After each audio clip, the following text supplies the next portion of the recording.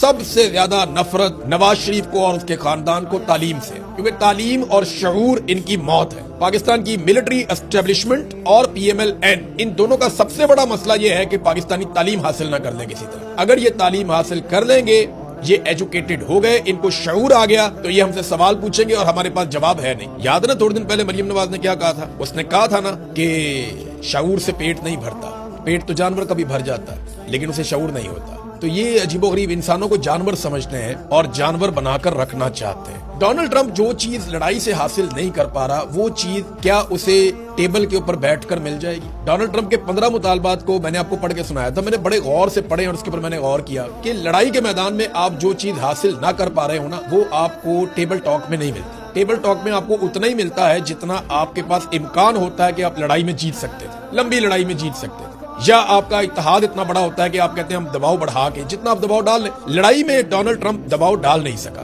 تو جب دباؤ نہیں ڈال سکا تو پھر وہ کس طریقے سے اتنے بڑے بڑے مطالبات منوائے گا؟ اور دباؤ ڈالنے کے لیے دیگر ممالک ابھی تک ڈونلڈ ٹرمپ کو میسر نہیں ہے۔